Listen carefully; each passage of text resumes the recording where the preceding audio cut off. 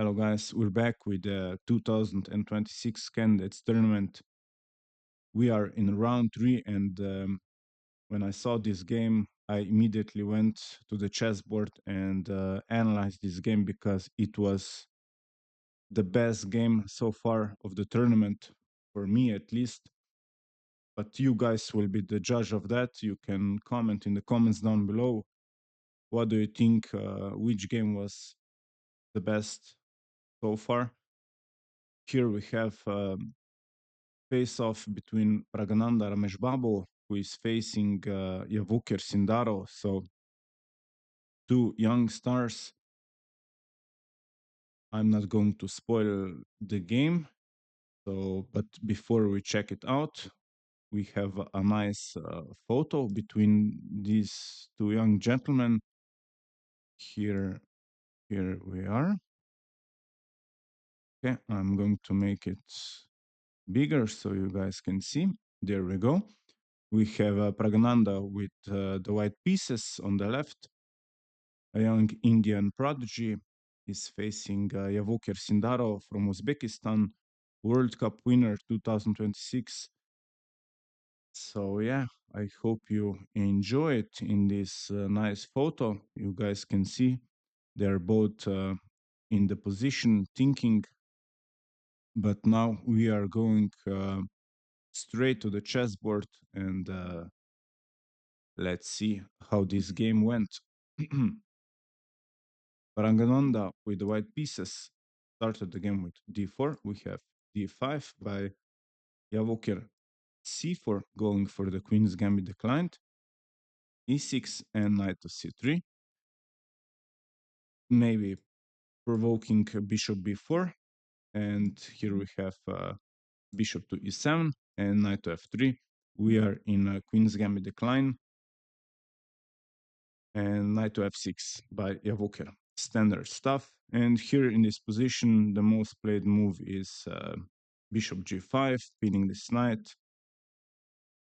g3 can be played, queen to c2 can be played, even e3, but Praggnanandhaa had something different in mind and he played bishop to f4.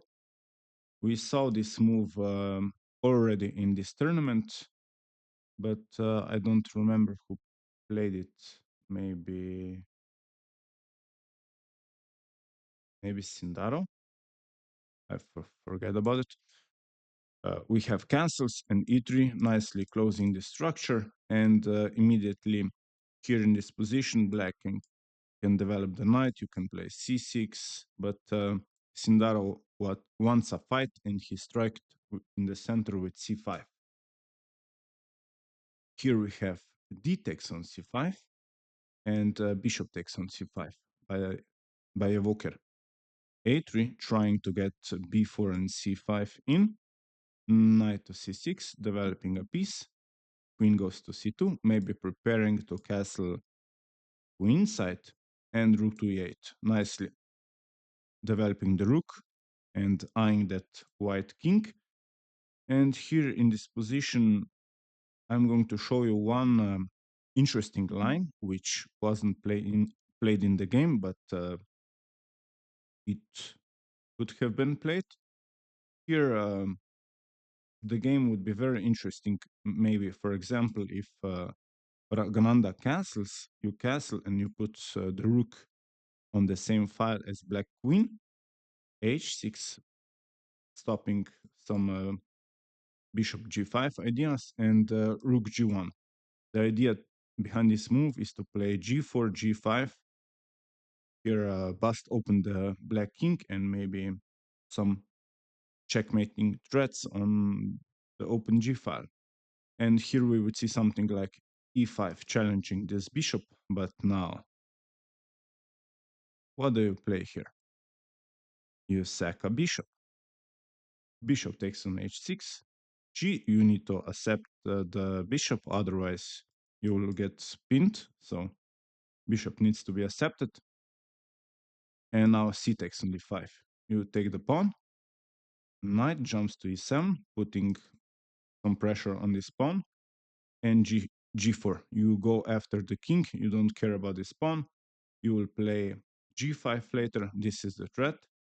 And now we need to sidestep with the king to f8, and bishop to f5, bishop to b5, sorry, threatening the rook on e8. But now here in this position, do you see this pawn? This pawn is hanging, so black can take the pawn and threaten the knight. But you don't care, you just sack a rook. Black has nothing better to capture the rook, so knight takes on g4, and now you play d6. You go after the knight. The pawn is nicely defended, and the threat is to play queen h7 and maybe checkmate the black king. So this is the plan. Knight jumps to c6 and queen h7. You're threatening mate, so how can you defend? Queen f6, you're defending mate and attacking the knight, but now you just capture the knight. B takes on c6, and you play knight e4, forking the bishop and the queen. And here in this position, black has nothing better to give up the piece. So bishop takes the pawn, f takes on e3, and you need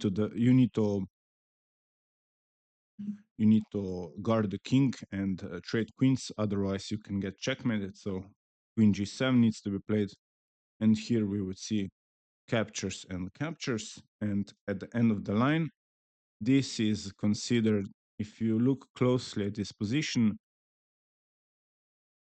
white has got a passed pawn. This is slightly better for white, but black has got two rooks and a piece. Yeah, black is up the exchange, but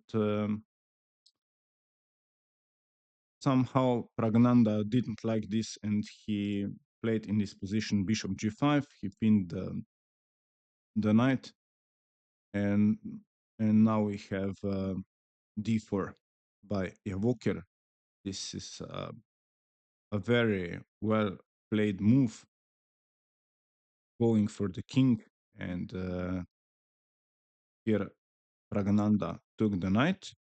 Queen takes the knight. This pawn is nicely defended, and now knight to e4 threatens the bishop and the queen. We have a fork, but a very nice move by Sindarov, queen to f5. And here in this position, when I was looking at the game, I was expecting this is the most natural move, and I'm going to show you the line. I was expecting that Praggnanandhaa would play bishop to d3. And I checked this line. I didn't calculate so far, but I checked this line because it was very interesting. We would see something like d takes on e3, and now you play castle. You don't care about this pawn. And we have e takes on f2, king goes to h1, and now king needs to sidestep because white has got some nasty ideas with the knight, and the queen is on the same file as this bishop. And here we would see knight takes on c5, queen takes on c5, b4 attacking the queen, queen goes to e3, and now rook takes the pawn. So at the end of the line, white is slightly better, but here I would prefer white in this position. White has got a lot of space on the queen side. The rook is coming to e1 to put pressure on this e file, and this rook is nicely placed, eyeing that king. So black needs to figure out how to develop this light square bishop. So here in this line, I would prefer white. But unfortunately, that didn't happen, and Pragg went for b4, attacking this bishop. And here in this position, what would you play? This is the question.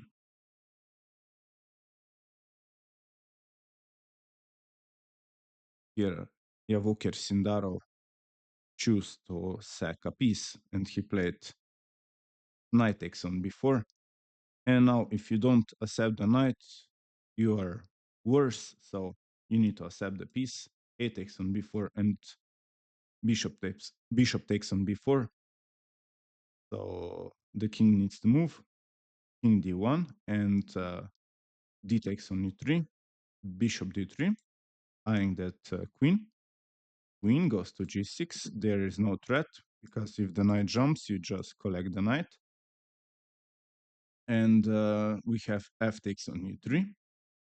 f5, the best move. And knight goes back to g3. And here bishop to c5, threatening the pawn. And if you look at this position, I was thinking to move the king to e2, which is considered as the third best move by the engine. And I was really surprised that Pragg played queen to c3, which is a mistake. And unfortunately, this move loses the game. But what you would have to find in this position was you need to play e4. And I'm going to give this move this mark, because the point of this move is if black plays rook to d8 to hide that bishop and the king, you sidestep now. You go king to e2. And now if f4 is played to threaten the knight, you play e5. You threaten the queen. And now if black takes the bishop, you take the rook. And now we would see something like queen takes, king takes, f takes on g3, and h takes on g3. And at the end of the line, white is better. It's plus 0.6. So sure, black has got a bishop pair, but you're up the exchange. And I think white should get at least a draw. So this is what Pragg needed to find to keep battling. But unfortunately, he played queen to c3, and here Sindarov went all out with the attack, and he played e5. The best move, the threat, is to play e4 to fork the knight and the bishop. And we have bishop c2, e4, and knight to d2. This is the best move. And rook to d8, pinning this knight, nicely eyeing that white king. And king side step to c1, but queen to g5. Queen and the bishop are eyeing that e3 square. Rook e1, defending. Queen and the rook are defending the pawn. And queen goes back to e7. The threat is to play bishop to b4 to attack the queen and pin the knight. And here we have rook to e2, nicely defending by Pragg.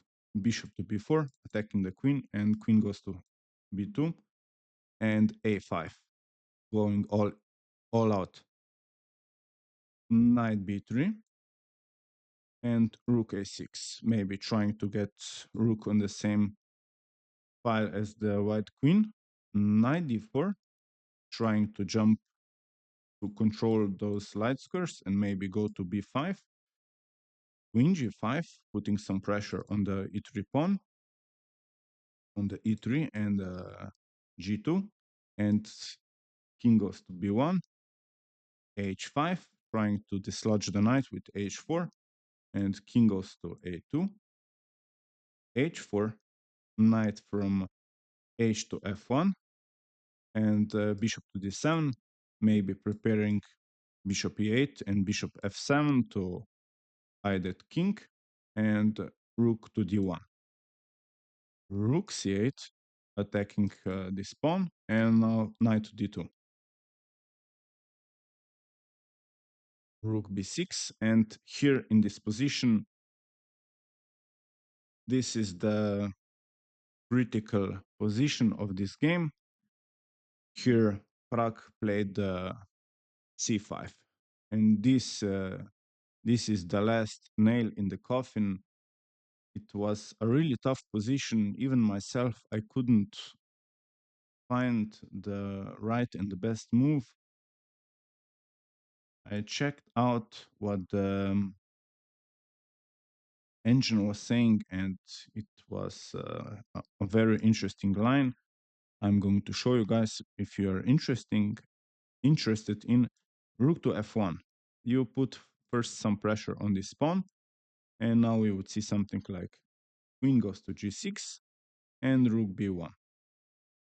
a4, trying to get a3 in, bishop goes to d1, queen f7, and queen to c2.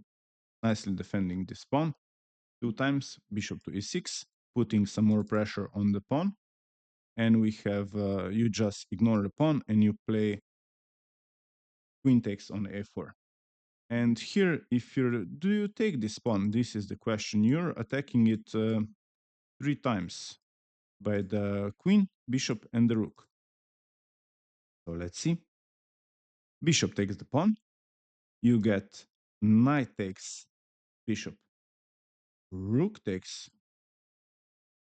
And we have bishop to b3, pinning the rook. The king is on the same diagonal as your queen. So you got a problem. But you play rook a6, and now you're winning. Not so fast. You just sack a queen because you don't need it anymore.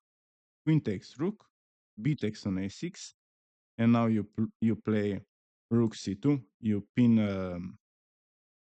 You pin this rook, and now the point is that if you capture the rook, white is going to capture with the knight, not with the bishop, and you're going to lose the queen. So you've got nothing better. Here it's funny that the engine says that you need to play bishop to c3, but you just capture the bishop, and now if rook captures, you just capture the queen. King needs to capture, and now you're up a piece. So this is completely winning for white. So if I go back in this position, you don't go after the pawn and you play queen to e7. You defend this bishop. This is what you need to find. And now we would see something like white has got nothing better. Rook takes on b4. Rook takes on b4. And now queen to a3, pinning this rook. But we have bishop to f7, bishop to b3, and queen to f8. Nicely, queen is defended by the king and the rook, and queen to b2, sidestepping. So at the end of the line, this would be black is still slightly better, but here Pragg would fight on. Sindarov played rook to b6 and c5 by Praggnanandhaa. Here Javokhir took the pawn, which is unfortunately a missed move. Here I'm going to show you what needed to be played. He needed to found bishop takes c5. And here the point is if your queen is hanging, so if you give a check, let's say bishop to b3 check, king sidestep to h7, and now knight c4, you go after the rook. Rook goes to b4, and we have knight to c2. The other knight is attacking the rook, but now you don't care and you sack a rook. Rook takes on b3, queen takes on b3, and you play bishop e6. You're eyeing that, you're pinning this knight and eyeing that queen, and knight d4 attacking the bishop, but you just get rid of the attacker. You play bishop takes on d4, rook takes on d4, and now you put pressure on the pin piece and you play rook c5. The idea behind this move is that you need to play b5, and you will win a piece. And now if white goes after the pawn, you just collect with the rook or with the bishop, doesn't really matter. And now if white tries to defend the knight with, let's say, for example, rook c2, you play b5, the knight is lost, you need to unpin, king goes to a1, but now you just collect a knight with the bishop, and the queen is attacked, so white needs to move. And let's say, for example, queen to b2, this is completely winning for black. So yeah, but it really doesn't matter. Javokhir found rook takes on c5, and now Praggnanandhaa played queen to b3, check, king goes to h8, and here queen f7 was played. Queen is out of the game on this square, and now this is the last critical position. You are Javokhir, Sindarov, try to find the best move, try to find the winning move with the black pieces. I'll give you a couple of seconds and comment in the comments down below. What would you play in this position?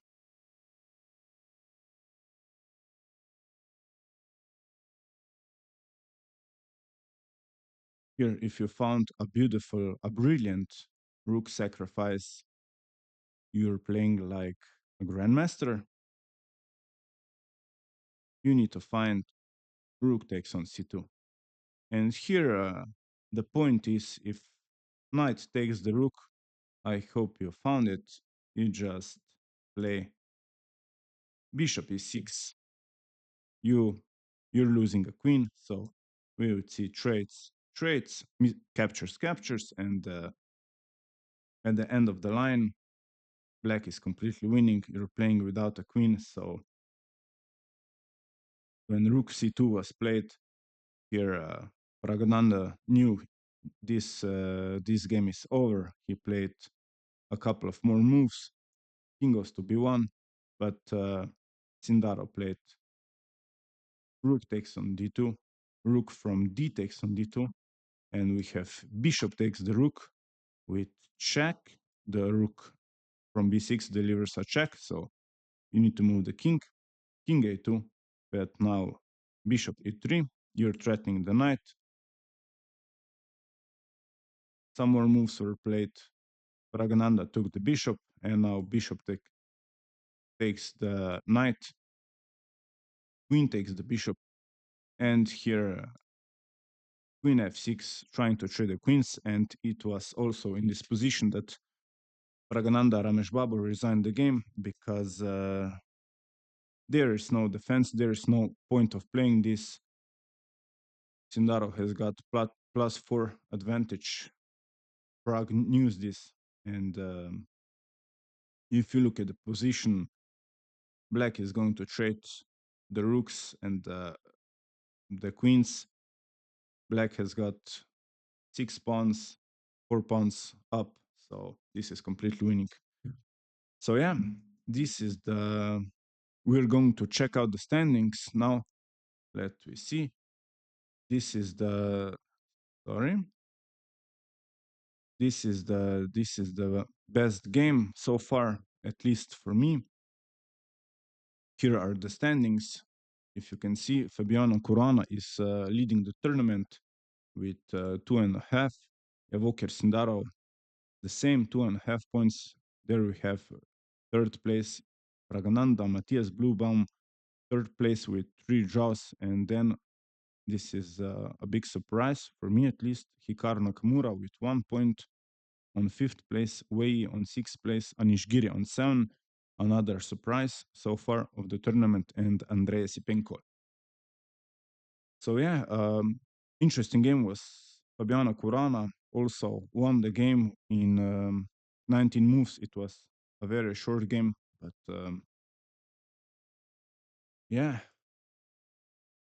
hope you enjoy it. If you like my content, feel free to subscribe to my channel. That would tap that button. That would really help me to grow. So we'll see you soon with more chess content to come.